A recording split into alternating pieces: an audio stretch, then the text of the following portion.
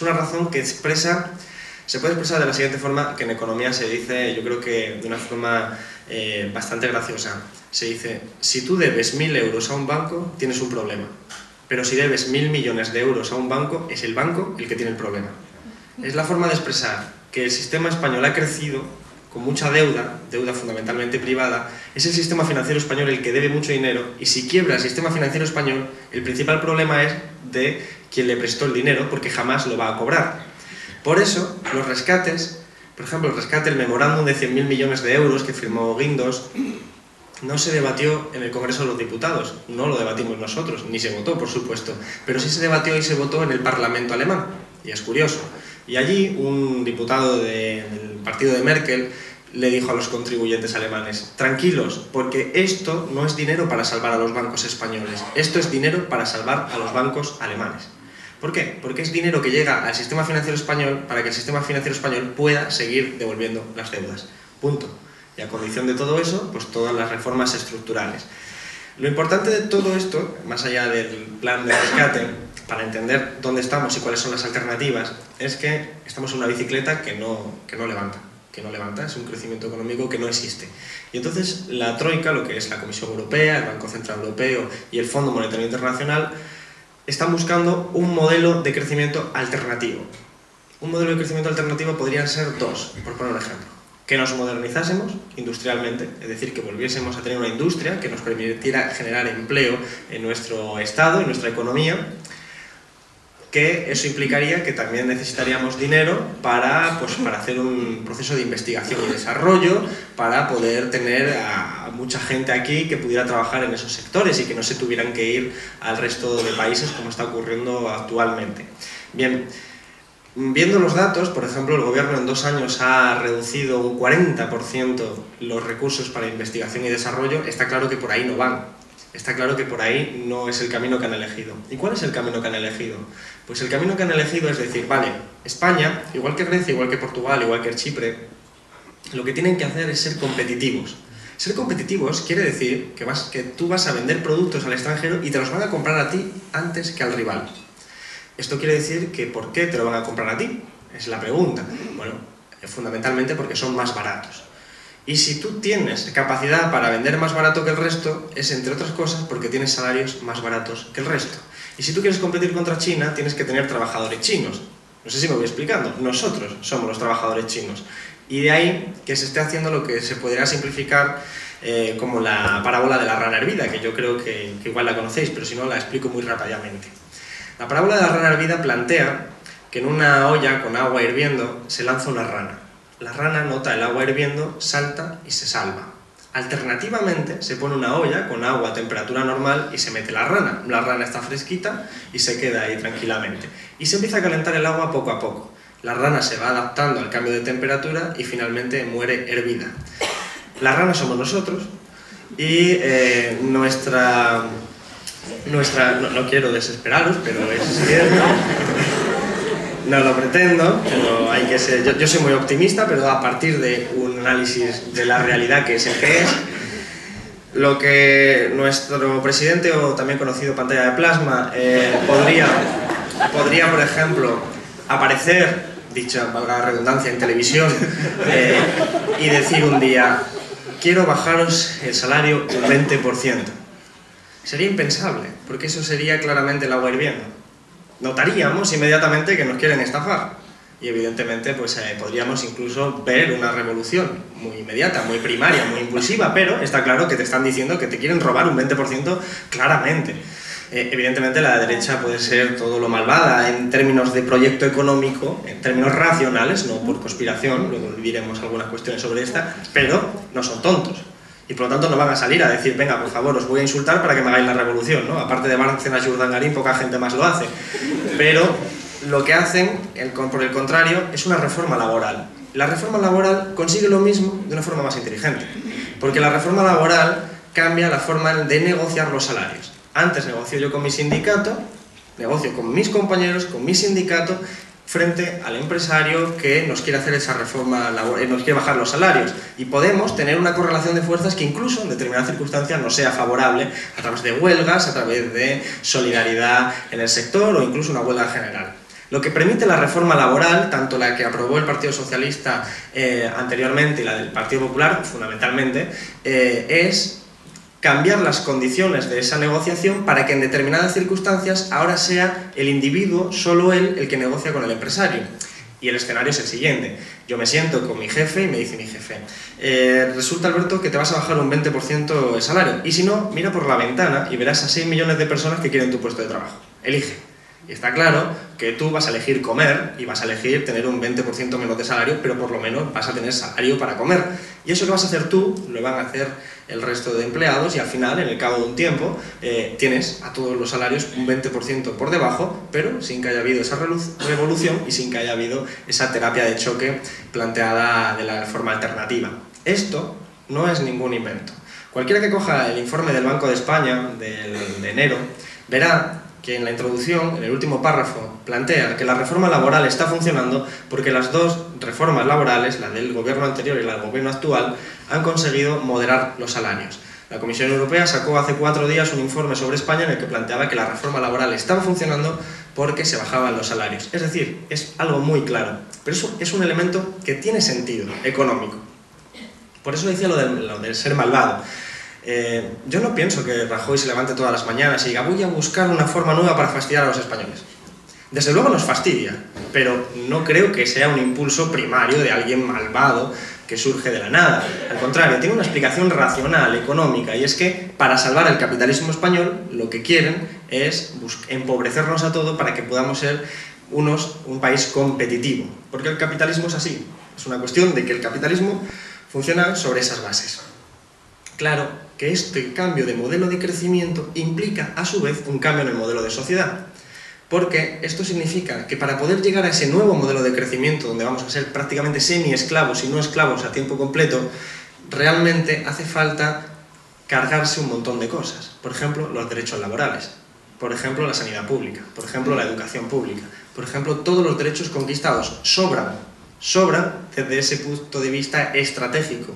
De ahí que la reforma laboral lo que haga es dinamitar las relaciones laborales. De ahí que se esté acometiendo un proceso de regresión en derechos civiles que lleva pues, a las delegaciones diferentes del gobierno a reprimir las manifestaciones, no solo con violencia, sino con sanciones administrativas sacadas de la manga, poniendo multas de 500 euros por asistir a manifestaciones. Es decir, un proceso de regresión social para controlar el ajuste de una sociedad que se está transformando de forma radical y que nos están arrebatando tantos derechos conquistados durante tanto tiempo. Pero es un elemento normal, es decir, no es el producto de una conspiración, no es el producto de gente malvada, es el producto de gente que ha entendido que el capitalismo solo se puede salvar en este marco, solo se puede salvar a partir de una competición que en economía le llamamos, se llama carrera hacia el fondo, porque tú compites contra el resto de países y bajan los salarios, pero nadie te garantiza que el rival no haga lo mismo. Y al final todos bajan los salarios un poquito más y aquí los que pierden son los trabajadores de todas partes del mundo y ganan evidentemente los grandes empresarios de toda parte del mundo, ni siquiera los empresarios en general, solo los grandes empresarios y sus accionistas y los bancos. Este es el cambio del modelo social que estamos viviendo. Por eso es un cambio que afecta absolutamente todo.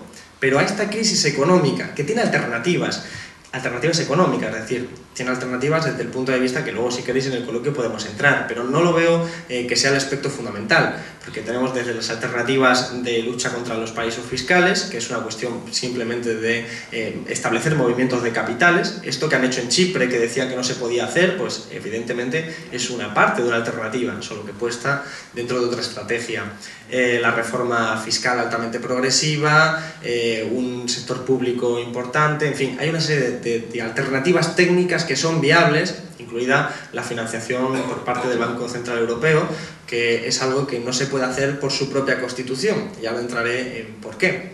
Pero sin embargo lo está haciendo la Reserva Federal en Estados Unidos, lo está haciendo el Banco de Japón y están consiguiendo, por ejemplo en el caso de Estados Unidos, que haya una tasa de paro en mínimos históricos. Esto significa que hay formas, medidas, que se pueden llevar a cabo también en Europa, pero que si no se hacen no es porque no se pueda, es porque no se quiere, no hay voluntad popular, no hay voluntad política que quiera resolver este problema, porque están acometiendo otro proceso, y es el proceso de cambio de modelo de crecimiento y cambio de modelo de sociedad. Porque Europa se va a convertir, se está convirtiendo, en realidad ya lo es, entre un centro y una periferia. Nosotros somos la periferia de mano de obra barata, que va a exportar al resto del mundo, o que eso es lo que se pretende, mientras que hay un centro industrial desarrollado que nos va a mandar los turistas, para que nos entendamos. No es cualitativamente diferente a lo que ha venido sucediendo hasta ahora, pero sí que es cuantitativamente mucho más radical de lo que habíamos estado hasta ahora acostumbrados. Bien, junto a todo esto, lo que tenemos es una crisis del sistema político, que se cristaliza, pues, no solo en movimientos de la naturaleza del 15M, del no nos representan, que es un eco de las movilizaciones en Argentina del que se vayan todos y de otras movilizaciones similares. No solo de eso, sino también de la plataforma de afectados por la hipoteca, del desprestigio de la llamada clase política, del sistema político en su conjunto, que incluye todas las instituciones del 78, desde la judicatura, con un proceso como el de la Gürtel, en el que de momento el único que ha pagado de verdad ha sido el juez que investigaba. Esto cuando se le cuenta a alguien de fuera no se lo cree, o sea, de fuera me refiero de España, claro, evidentemente, pero también afecta al Congreso, a las instituciones políticas, a los ayuntamientos, por supuesto a la Casa Real, que es una gran valedora de la República. Todos estos procesos de desprestigio político, que quienes lo intentan defender dicen que es un ataque a la democracia, no es un ataque a la democracia, es que resulta que estas instituciones no están sirviendo para lo que supuestamente se vendió que se tenían que servir. Y esto tiene explicación, por dos partes. Primero, porque hemos vivido un proceso de constituyente, y esto es lo que me importa señalar. Y segundo, por la propia corrupción inherente al sistema que hemos estado viviendo, que es algo que en estas zonas pues, también se conoce desgraciadamente muy bien.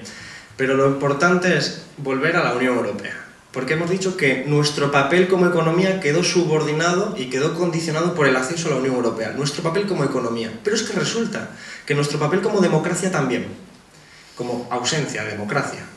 Porque lo cierto es que, comenzando por esto, una constitución es, en última instancia, la cristalización sobre el papel de una determinada correlación de fuerzas. Voy a poner un ejemplo. Portugal. Portugal hizo una revolución, la revolución de los claveles, que permitió romper con un régimen anterior y dar lugar a la construcción de un estado del bienestar altamente progresivo, altamente progresista también, y que tenía un ejemplo que en el preámbulo de su constitución llamaba a que la sociedad portuguesa tenía que ir encaminada a la construcción de un Estado socialista. Eso era así, literalmente escrito en la Constitución de Portugal.